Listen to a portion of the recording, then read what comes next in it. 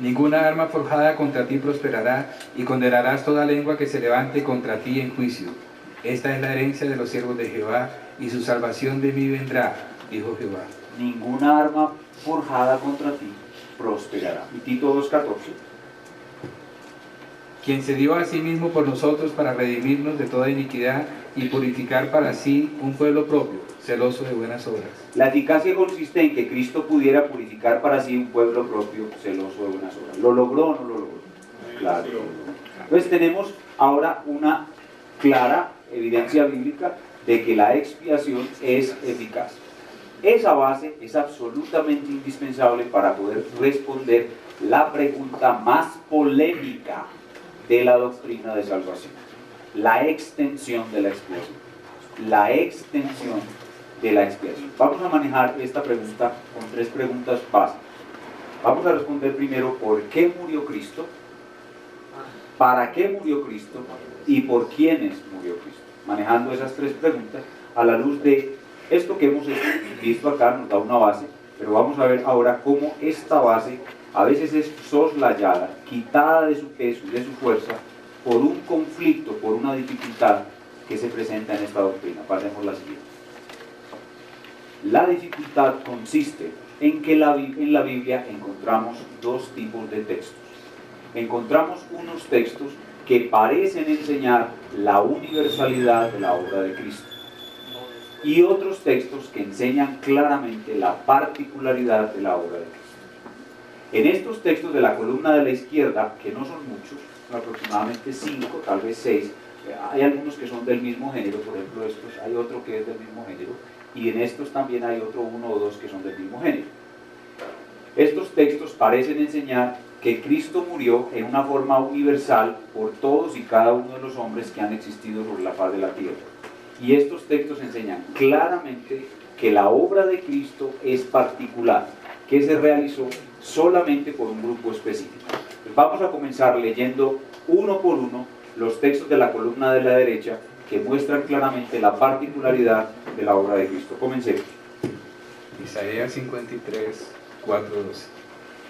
Ciertamente llevó él nuestras enfermedades y sufrió nuestros dolores, y nosotros le tuvimos por azotado, por herido de Dios y abatido.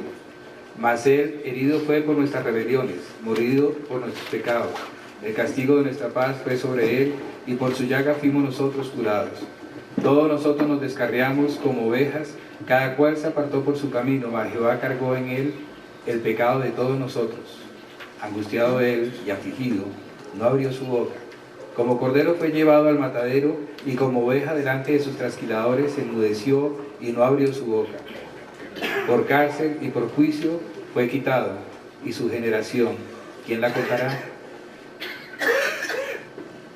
Porque fue cortado de la tierra de los vivientes, y por la rebelión de mi pueblo fue herido, y se dispuso con los impíos su sepultura, mas con los ricos fue en su muerte, aunque nunca hizo maldad ni hubo engaño en su boca. Con todo eso, Jehová quiso quebrantarlo, sujetándole a padecimiento. Cuando haya puesto su vida en expiación por el pecado, verá linaje, vivirá por largos días, y la voluntad de Jehová será en su mano prosperada. Verá el fruto de la aflicción de su alma, y quedará satisfecho. Por su conocimiento justificará mi siervo justo a muchos, y llevará las iniquidades de ellos. Por tanto, yo le daré parte con los grandes, y con los fuertes repartirá despojos, por cuanto derramó su vida hasta la muerte, y fue contado con los pecadores, habiendo él llevado el pecado de muchos y orado por los transgresores. Tengo que hacer de este texto el mismo comentario que hice de Romanos 4, de Efesios 1 y Romanos 9, hablando de la elección. Este es un texto de alto poder exegético, porque este texto trata de manera específica, amplia y completa el tema de la expiación. Luego, este texto, de todos los textos, es el más poderoso, exegéticamente hablando. ¿Y qué es lo que vemos en este texto? Que el profeta comienza hablando con unos pronombres personales, la primera persona del plural, refiriéndose a nuestras enfermedades, a nuestros dolores, a que nosotros le tuvimos, a nuestras rebeliones, a nuestros pecados, a nosotros curados. Todos nosotros nos descarriamos, en él cargó el pecado de todos nosotros, y nos preguntamos: Señor, ¿y quiénes son esos nosotros? Y luego más abajo dice: y por la rebelión de mi pueblo fue herido. Entonces, esos nosotros, del cual Él llevó sus pecados, cargó sus rebeliones, el castigo de su paz, todos nosotros son mi pueblo. Y ahora la pregunta es, ¿y quién es mi pueblo? Y seguimos leyendo, dice que Él expió el pecado de su pueblo, y abajo, cuando termina el texto, dice que justificará mi siervo justo a muchos, no a todos, sino a su pueblo, a nosotros. Y luego, por si quedan dudas, lo repite, habiendo Él llevado el pecado de muchos y orado por los transgresores. Aparte de las dificultades naturales de estos conceptos, nos ha influenciado también mucho la doctrina católico-romana que hemos recibido desde niños.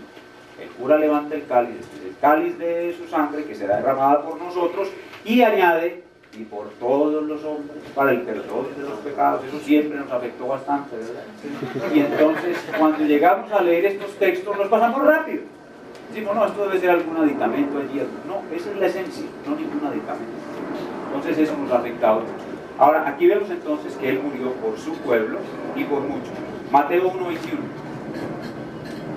Y dará a luz un hijo y llamará su nombre Jesús, porque Él salvará a su pueblo de sus pecados. De nuevo su pueblo. Mateo 20:28. Como el Hijo del Hombre no vino para ser servido, sino para servir y para dar su vida en rescate por muchos. Mateo 26:28. Porque esto es mi sangre del nuevo pacto que por muchos es derramada para remisión de los pecados. La sangre de Cristo fue derramada por muchos. Juan 10:15. Así como el Padre me conoce y yo conozco al Padre y pongo mi vida por las ovejas. ¿Por quién puso su vida? Por las ovejas. Hechos 20:28. Por tanto, mirad por vosotros y por todo el rebaño en que el Espíritu Santo os ha puesto por obispos para apacentar la iglesia del Señor, la cual Él ganó por su propia sangre. ¿Qué ganó con su propia sangre? La iglesia del Señor. Romanos 8:32-33. El que no escatimó ni a su propio Hijo, sino que le entregó por todos nosotros, ¿cómo no nos dará también con Él todas las cosas? ¿Quién acusará a los escogidos de Dios? Dios es el que justifica. ¿Quiénes son los nosotros? ¿Quiénes son los nosotros de la primera cláusula? Los escogidos de la segunda. ¿Sí o no? Juan 17:9. Yo ruego por ellos, no ruego por el mundo, sino por los que me diste, porque tuyos son. ¿Por quiénes intercede Cristo como sumo sacerdote? Dios le dio. ¿Por quiénes no intercede? Por el mundo. Juan 18:9. Para que se cumpliese aquello que había dicho, de los que me diste, no perdí ninguno. ¿A quiénes no va a perder? A los que Dios le dio. Efesios 5:25. Maridos, amad a vuestras mujeres, así como Cristo amó a la iglesia y se entregó a sí mismo por ella para santificarla, habiéndola purificado en el lavamiento del agua por la palabra, a fin de presentársela a sí mismo, una iglesia gloriosa, que no tuviese mancha ni arruga ni cosa semejante, sino que fuese santa y sin mancha. ¿Por quién se entregó el Señor Jesucristo? Por su esposa, la iglesia. Estos textos son muy claros. Entonces, si sumamos toda la evidencia bíblica que hemos construido a lo largo de la salvación planeada, necesitada, revelada, y el potencial, el poder exegético de todos estos textos, podemos decir que la expiación es particular, no es universal sino particular, y es eficaz y es particular. Pero de nuevo tenemos el problema del castillo de naipes. Hemos ido construyendo, hemos ido levantando, pero cuando nos topamos con un texto que medio enseña lo contrario, el castillo de naipes se va al suelo. Veamos 1 Juan 2:2. Y Él es la propiciación por nuestros pecados. La propiciación. La propiciación por nuestros pecados, y no solamente por los nuestros, sino también por los de todo el mundo. Muy bien, entonces ahí dice, Él es la propiciación por nuestros pecados, Juan se incluye. Y dice, y no solamente por los nuestros, sino por los de todo el mundo. Dice, si ve, pastor, la expiación tiene que ser por todo el mundo, porque ahí dice que es por todo el mundo. Pero ¿qué debemos hacer nosotros? Si aquí tenemos una fuente muy poderosa de claridad, de luz, de base sana, exegética, hermenéutica muy buena, ¿no será que las palabras propiciación y la palabra mundo pueden ser entendidas de otra manera? Por ejemplo, si usted va a sostener una expiación universal, o sea que Cristo murió por todas las personas, y entiende qué es propiciación, se va a meter en problemas. ¿Por qué? Porque la palabra propiciación significa quitar la ira. ¿Y qué pasa cuando Dios quita la ira? Que se cancela la posibilidad de castigo. En otras palabras, debemos eliminar la doctrina del infierno. No habría juicio. No puede haber juicio. O diríamos ahora sí que Dios es injusto porque castiga en el infierno a aquellos por los cuales Cristo ya le había calmado su ira. ¿Ven el problema? Entonces, las personas que creen que la palabra propiciación correctamente significa quitar la ira, y eso significa, no pueden sostener una expiación universal basándose en la propiciación. Ahora pensemos en la palabra mundo. Lo que yo creo es que el apóstol Juan, cuando escribió su evangelio y sus cartas, estaba ya consciente de que había que luchar contra el exclusivismo judío. ¿Cuál es el exclusivismo judío? Es que los judíos, los creyentes, aún después de realizada la expiación, seguían creyendo que la expiación era solo para ellos, que los gentiles no. Entonces Juan introduce términos universales para combatir el exclusivismo judío, y eso es lo que hacen sus evangelios en sus cartas. Mire, señores judíos, hermanos, y cuando uno examina el texto con cuidado, y toda primera de Juan, se da cuenta de que hay fuertes evidencias para pensar así. Que la palabra mundo no significa todas y cada una de las personas que han existido en este mundo, sino hombres, mujeres, niños de toda nación, tribu, pueblo, lengua del mundo. La palabra mundo puede tener un significado restringido en este texto y en muchos otros textos. Aún en nuestro lenguaje popular, aún en nuestro lenguaje coloquial, utilizamos la palabra mundo en un sentido restringido. Vino el cantante y le pregunta a una amiga a otra amiga, ¿fuiste al concierto? Estuvo muy bueno. Ay, querida, ya estaba todo el mundo. ¿Estaba todo el mundo en el concierto? No. Ven, aún en nuestro lenguaje coloquial, cuando en Lucas el emperador romano ordena un censo, se dice que se ordenó un censo en todo el mundo. Pregunto, ¿censaron a los chinos? Hasta donde yo entiendo, el imperio romano llegaba solamente hasta los límites de la Europa occidental. Entonces, no, perdón, oriental, pero entonces dice todo el mundo. Entonces, las palabras pueden tener un significado restringido y un propósito teológico específico en el texto donde están. Entonces, examinémoslas con cuidado. Lo mismo sucede con Juan 3:16. De tal manera amó Dios al mundo. Hay un término muy amplio, pero ese término amplio se estrecha un poquito en la segunda cláusula. Para que todo aquel que en él crea tenga vida eterna. Entonces la palabra mundo no necesariamente implica que la muerte del Señor Jesucristo fue para salvar a todo el mundo, sino a aquellos a quien creen de todo el mundo. Aunque el amor que Dios tuvo para enviar a su Hijo pudo haber sido por todo el mundo, su objetivo de salvación no fue todo el mundo.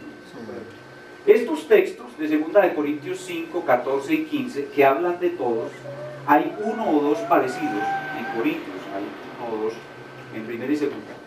Basta leer el contexto con cuidado para uno darse cuenta quiénes son esos todos. Hermano, leamos el texto, por favor. 2 Corintios 5, 14.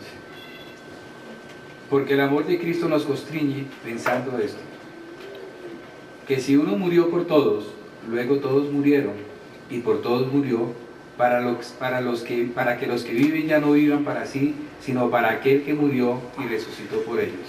Entonces le dicen a uno, vea, si el pastor dice, si uno murió por todos, o sea, ahí claramente dice que Cristo murió por todos, pero lea el renglón que sigue, dice, luego todos murieron y por todos murió, para que los que viven ya no vivan para sí, sino para aquel que murió y resucitó por ellos. Entonces, si usted mira bien el texto, aquellas personas por las cuales murió Cristo han experimentado, muy bien, desde ese punto de vista también se puede entender desde el punto de vista de quiénes son los que mueren y quiénes son los que viven. Desde los dos puntos de vista se puede explicar. Las personas por las cuales Cristo murió han experimentado algún tipo de muerte. ¿A qué clase de muerte se está refiriendo? La muerte al pecado. ¿Y quiénes son los únicos que viven sobre la faz de la tierra muertos al pecado? Los creyentes. Entonces el sentido restringido, lo mismo los que viven. ¿Quiénes son los que viven? ¿Quiénes son los que ya no viven para sí mismos, sino para aquel que murió y resucitó por ellos? ¿Son todos? No, hasta donde yo tengo entendido, Judas no vivió así. Judas no vivió así, y si Cristo murió por ellos, entonces Cristo fracasó al morir por Judas. ¿Ven? Entonces, si usted analiza bien el contexto, se va a dar cuenta de que en cada uno de estos textos, el texto tiene otra explicación posible que encaja con la corriente poderosa de doctrina que hemos ido construyendo. Primera Timoteo 2, del 4 al 6. Leamos el texto, por favor. El cual quiere que todos los hombres sean salvos y vengan al conocimiento de la verdad, porque hay un solo Dios y un solo mediador entre Dios y los hombres, Jesucristo hombre, el cual se dio a sí mismo en rescate por todos, de lo cual se dio testimonio a su debido tiempo. Ahí dice que Él se dio a sí mismo en rescate por todos. Parecería decir que la expiación es universal. Pero de nuevo, si miramos el contexto, vamos a encontrar la posibilidad de explicar el texto de una manera coherente con nuestra corriente doctrinaria. El texto viene hablando de la oración por reyes, por gente que está en eminencia, y está mostrando más que todo es distintos tipos de personas. Al parecer los hermanos de la iglesia de Éfeso no les gustaba orar por Nerón, les caía mal Nerón, entonces no oraban por Nerón. Entonces Pablo les dice, el Señor quiere que todos los hombres sean salvos, lo que hablamos ahorita, el deseo de su voluntad general, la voluntad de su deseo, ¿verdad? Oren también por el emperador. Entonces, oren por el emperador, oren por los reyes, oren por los que están en eminencia. Eso nos está mostrando un patrón de que Pablo lo que está hablando es de tipos de personas, de clases de personas, de distintos tipos de personas. Entonces, cuando dice todos, la palabra todos no necesariamente va a significar todos y cada uno, sino todo tipo de personas. Es una posible explicación, puede que haya otra mejor, pero hay otra posible explicación para este texto sin tener que darle un alcance universal a la expiación. Y lo mismo sucede aquí con Tito 2.11. Si usted lee el contexto, leamos Tito 2.11. Porque la gracia de Dios se ha manifestado para salvación a todos los hombres. Se ha manifestado para salvación a todos los hombres, pero si usted lee el versículo 14, dice que Cristo murió para redimirnos y purificar para sí un pueblo celoso de buenas obras. Entonces esta declaración universal al final del texto se estrecha. ¿Y quiénes son aquellos que reciben esa salvación? Los que son un pueblo propio, celoso de buenas obras. Entonces ustedes ven que no podemos permitir que uno o dos textos destruyan como un castillo de naipes lo que la Biblia construye con tanta diligencia y poder. Más bien es falta de pericia nuestra como exégetas. Es la falta de una exégesis equilibrada y es la capacidad es más bien la incapacidad de sopesar la evidencia y tomar un juicio correcto con base en la evidencia.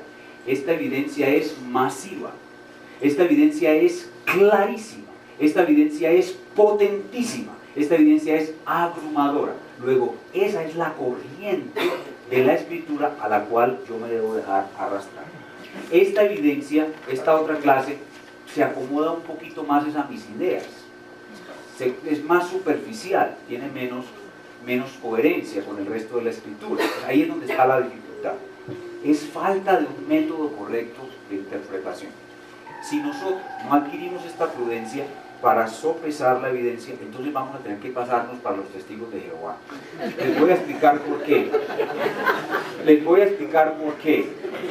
Porque el testigo de Jehová se confunde cuando lee en la Escritura, el Señor dice, Dios mío, ¿por qué me has desamparado? Entonces el testigo de Jehová dice, si llama a otro Dios, es porque Él no es Dios. Y ese es su caballito de batalla, ¿verdad? Y por allá lee que Él es el primogénito de la creación.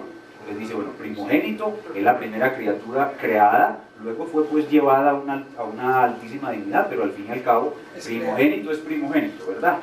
Entonces el testigo de Jehová se inclina a esos textos. Lo que dice la Escritura, por ejemplo en Romanos capítulo 9, versículo 5, dice que todas las promesas, los pactos, vienen de Israel, del cual vino Cristo, el cual es Dios. ¿Sí? Entonces yo comparo, Dios mío, ¿por qué me has desamparado? Y digo, ¿será que hay otro que Él no es Dios y que hay otro que es Dios? Con esa frase que dice, el cual es Dios, ¿de qué lado me inclino?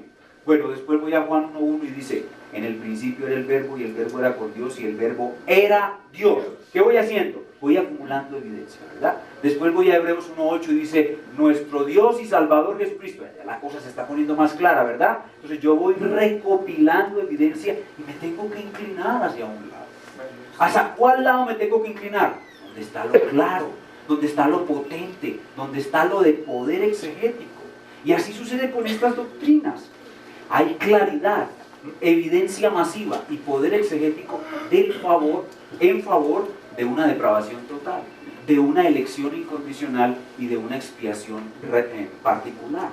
Pero yo, en mi ingenuidad, en mi falta de pericia exegética, me dejo llevar por los textos oscuros, y en vez de colocar toda la evidencia masiva a dar luz a los textos difíciles, dejo que me tumben el castillo de naipes fácilmente. Entonces, si no aceptamos, si no tenemos un buen método de interpretación, vamos a tener que volvernos para los testigos de Jehová, ¿sí? Porque no estamos siendo coherentes con la escritura. Pasemos a la siguiente. Entonces, con el análisis de estos dos tipos de textos y la convicción, oigan bien, el análisis de estos dos tipos de textos y la convicción de que la expiación fue eficaz, cosa que ya probamos suficientemente, ocasiona dos tipos de respuestas distintas a nuestras tres preguntas básicas. Si aceptamos que Cristo murió por todos los hombres, es decir, una expiación universal, las respuestas son las siguientes. ¿Por qué murió Cristo? Cristo murió porque Dios quiso dar una oportunidad a todo el mundo para que fuera salvo. Es decir, Cristo hizo un intento de expiación, a esto no se le puede llamar expiación, sino un intento de expiación que no fue eficaz. En segundo lugar, ¿para qué murió Cristo? Para hacer posible la salvación de todos y cada uno de los hombres, pero al final no asegurar la salvación de nadie. Eso es, así se debe responder, y eso es lo que responde el arminiano. Los hermanos arminianos responden así. ¿Por quiénes murió Cristo? ¿Por quiénes murió Cristo? Entonces, por todos y cada uno de los hombres que han pisado la faz de la tierra, incluidos Caín, el faraón y Judas, que sabemos ya estaban en el infierno cuando Cristo murió. Entonces, esto es una especie de intento de salvación universal, no una expiación. Un intento de redención universal, un intento de expiación no eficaz, más fácilmente se puede definir como una salvación potencial. Pero si aceptamos que la expiación es eficaz y particular, pasemos a la siguiente. Bueno, lo anterior es como construir un puente y dejarlo en la mitad. Un puente que no llega hasta la otra orilla. ¿Es así o no es así? Eso es. Entonces, la pregunta es, ¿podemos decir de Cristo, oh Señor, tú eres un glorioso Salvador que construiste el puente hasta la mitad? Eso no suena bien, hermano. Pasemos a la siguiente. Ahora, si aceptamos que la expiación es eficaz y particular, las respuestas son así. ¿Por qué murió Cristo? Porque Dios quiso salvar eficazmente. Y aquí hablamos de tres opciones, coloco esas tres opciones entre comillas, porque en Dios, ya les dije, no hay opciones. Dios no maneja su mente con opciones, eso somos nosotros. Pero nosotros, para entenderlo, decimos que Dios tenía tres opciones. ¿Cuáles son las tres opciones de Dios? Los salvo a todos y hago la expiación universal. No salvo a nadie, no hago expiación. Los salvo a unos y dejo a otros en su justa condenación. Y eso fue lo que Dios hizo. Entonces, ¿por qué murió Cristo? Porque Dios quiso salvar. Y la única forma de salvar era por medio de la expiación. Recuerden el silencio de Getsemaní y la definición de expiación. Ahora, ¿para qué murió Cristo? Para salvar eficazmente a aquellos a los que vino a salvar. Para asegurar su salvación, para llevarlos al cielo seguramente. Ese es el Salvador en el que yo creo. Amén. Amén. ¿Por quiénes murió Él? Por su pueblo, por sus escogidos, por sus ovejas, por su iglesia, por los que el Padre le dio, por los creyentes. Y por eso podemos decir que la expiación es limitada, o es una redención particular, o es un sacrificio eficaz, o una salvación real. Hermanos, pasa la siguiente. El Señor no dejó el puente en la mitad. Es un puente que va de una orilla a otra. De lo contrario, no se debe llamar salvación. No es una salvación.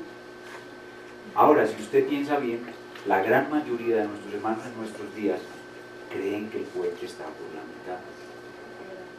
Y hoy se desconoce el verdadero evangelio de la gracia de Dios. Este es el verdadero evangelio de la gracia de Dios. Pasemos a la siguiente. Esta es entonces la salvación ejecutada en su estructura fundamental, pero podemos llegar a probar que la salvación es eficaz y particular, que la redención, la expiación es eficaz y particular desde muchas otras líneas de argumentación. Ya vimos, por ejemplo, el consejo eterno de redención, el pacto intratrinitario, que permite probar que la salvación es eficaz. Pero si usted examina otra faceta de la vida de la doctrina de salvación, que es la unión con Cristo, desde la doctrina de la unión con Cristo, usted puede probar que la salvación es eficaz y particular. ¿Cómo? Porque el apóstol Pablo dice en Efesios 1, que Él nos escogió en Cristo, que fuimos redimidos en Cristo. Cuando Dios nos escogió, nos unió en la eternidad a Cristo de una manera objetiva, pero aún no subjetiva para nosotros. Cuando Cristo murió en la cruz, Romanos capítulo 6 dice que nosotros morimos con Él. Cuando Cristo murió en la cruz, dice que nosotros morimos con Él. Es una unión representativa en la cruz. Cuando nos convertimos, dice que estamos unidos a Cristo. Dice el apóstol Pablo que Él está unido a Cristo de una forma inseparable. ¿Quién me separará del amor de Cristo? Nadie. Pero lo más tenaz es que el apóstol Pablo dice, hablando en su propio presente, en el presente de la iglesia del Nuevo Testamento, Pablo dice que ahora mismo estamos sentados en lugares celestiales en Cristo. Y esa expresión en Cristo es de nuevo ¿qué? Unión. Unión con Él. Entonces la doctrina de la unión con Cristo muestra una expiación eficaz, por lo tanto particular. Otra fuente de argumentación, el sacerdocio de Cristo. ¿Cuáles son las principales funciones de un sacerdote? Él ofrece sacrificios y enseguida ora. Primero ofrece el sacrificio y luego ora. Pregunta, ¿por quiénes ora el sacerdote? Por aquellos por los que ofreció el sacrificio. ¿Por quién hace su oración sumo sacerdotal el Señor Jesús en Juan 17? ¿Por todos? ¿Por el mundo? ¿O por los que el Padre le dio? Si usted revisa la doctrina bíblica del sacerdocio de Cristo, va a encontrar otra fuente de argumentación para probar que la expiación es eficaz y particular. Algo especial. Lo último que el sacerdote hacía después de salir del santuario era bendecir al pueblo con la bendición arónica que está en número 6. Esa bendición era dirigida ¿a quién? Al pueblo. Cuando Cristo salió del santuario, es decir, cuando resucitó, se presentó a los suyos y los bendijo. Su bendición fue para todos, para los suyos. Él los bendijo solamente a ellos. Esas son fuentes de argumentación que nos permiten probar una expiación eficaz y limitada. La misma esencia de la expiación, un estudio concienzudo de la expiación en la Biblia te va a dar más argumentos para probar que la expiación es eficaz y limitada. Y los resultados de la expiación. ¿Cuáles son los resultados de la expiación? Son tres. Uno, redención. ¿Qué es redención? Redención es ser liberado de la esclavitud por el pago de un precio. Eso es redención. Y la Biblia dice claramente que en Él tenemos ¿qué? Redención. Entonces fuimos liberados de la esclavitud por el pecado, por el pago de un precio. Otro sinónimo de redención es la palabra rescate. Rescate. Yo vine a dar mi vida en rescate por muchos. ¿Y qué es un rescate? Un rescate es un rescate es algo muy difícil de definir. A ver, un rescate es un rescate. ¿Sí o no? Un rescate es un rescate. ¿Y qué es un rescate? Rescate. Escoger a alguien que estaba por allá perdido y rescatarlo. Sí, como la operación Jaque. ¿Qué fue la operación Jaque? Rescate. ¿Y cómo salieron los rescatados? ¿Hicieron ellos algo para ser rescatados? No, salieron hasta esposados ellos. Esa es una buena figura. Yo me acuerdo que en esos días estaba predicando sobre la redención y en esos días ocurrió la operación Jaque. Y usé la operación Jaque como ilustración de la doctrina de la redención. Entonces, un rescate es un rescate. Un rescate es eficaz. Si un rescate no es eficaz, hazlo. Como dicen en el Chocó, hazlo. Ahora, propiciación. ¿Qué es propiciación? Ya lo hemos dicho.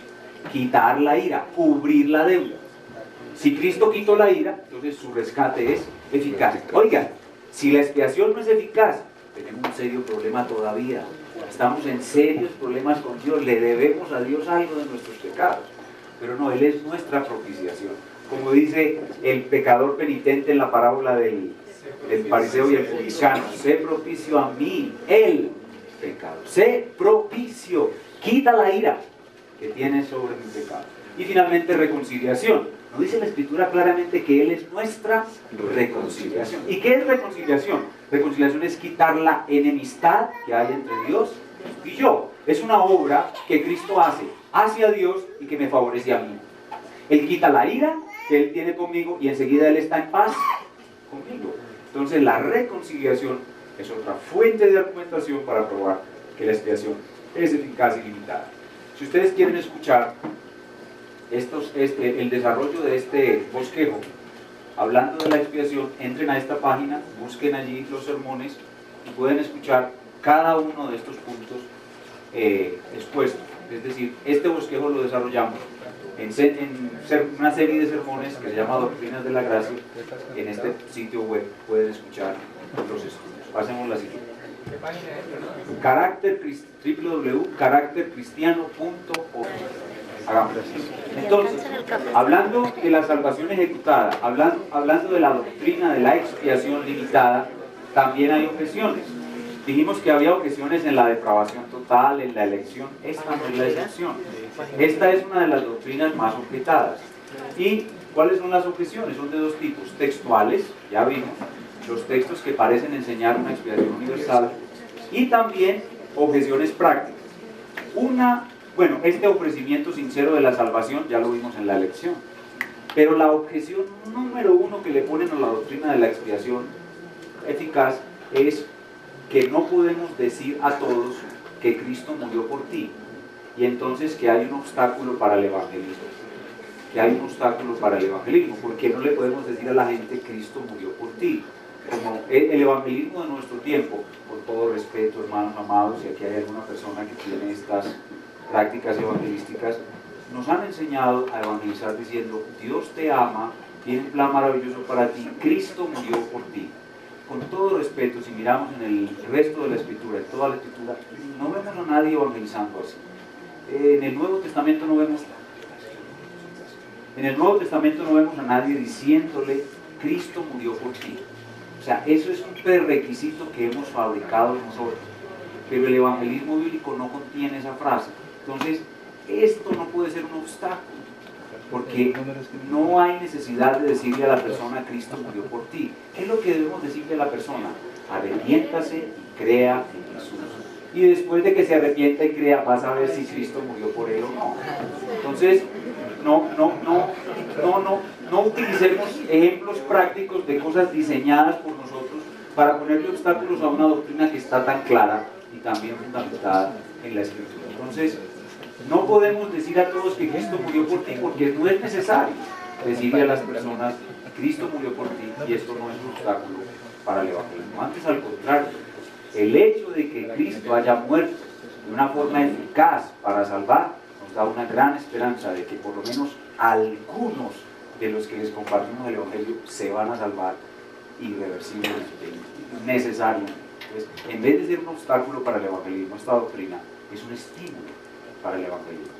Y los grandes evangelistas creían esto. Por ejemplo, con estas ideas fue William Carey a la India, Hudson Taylor a la China, el hermano Patton a Nueva Guinea a evangelizar unos caníbales. ¿Qué me voy yo a una isla caníbal a que me coman si no estoy seguro de que algunos de los caníbales se van a salvar? ¿Sí? Entonces, miren ustedes que en vez de ser un obstáculo para el evangelismo, es un gran estímulo para el evangelismo. Pasemos a la siguiente.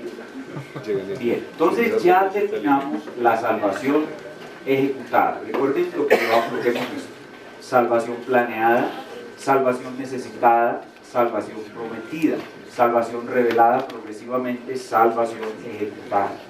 Y ahora vamos a la salvación aplicada.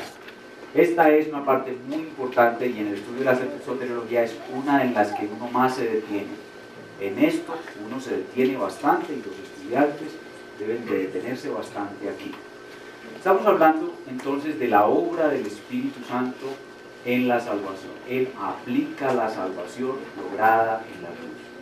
Y hablamos entonces en salvación aplicada de cadena de oro de la salvación. La cadena de oro de la salvación es el ordo salutis, orden de salvación. Y ese orden de salvación tiene su fundamento en Romanos 8, 29 y 30. Porque a los que antes conoció también los predestinó para que fuesen hechos conformes a la imagen de su Hijo, para que Él sea el primogénito entre muchos hermanos. Y a los que predestinó, a esos también llamó, y a los que llamó, a esos también justificó, y a los que justificó, a esos también glorificó. Esta es una cadena, ven ustedes una cadena, ven ahí sus eslabones. Solo que teológicamente hablando, se pueden incluir, se pueden precisar más eslabones. Esta cadena básica tiene otros eslabones. El principio de la cadena es el llamamiento. Entonces, cuando hablamos de salvación aplicada, lo primero que encontramos es el llamamiento. Y aquí hay algo muy importante en la verdadera salvación, que tiene que ver con el llamamiento. Ahorita voy a mencionar los demás eslabones que están en medio de esto, pero ahora me voy a concentrar en el llamamiento. Pasemos la siguiente. El llamamiento es el principio de la salvación aplicada. Lo primero que tenemos que entender es la realidad de ese llamamiento. Leamos Isaías 55, 1, 6 y 7. Isaías 55, 1. A todos los sedientos, venid a las aguas, y los que no tienen dinero, venid, comprad y comed. Venid, comprad sin dinero y sin precio, vino y leche. Escuchen bien, a todos los sedientos, venid, venid a las aguas. A los que no tienen dinero, venid, comprad sin dinero. Hay un llamamiento. No podemos discutirlo, miren todos los textos, vamos a omitir algunos. Pero de ese llamamiento podemos hacer una distinción. Hay dos tipos de llamamiento. ¿Qué dice Mateo 20, 16? Así, los primeros serán posteros y los posteros primeros, porque muchos son llamados, mas pocos escogidos. Hay un llamamiento dirigido a muchos, que podemos llamar llamamiento general. Y un llamamiento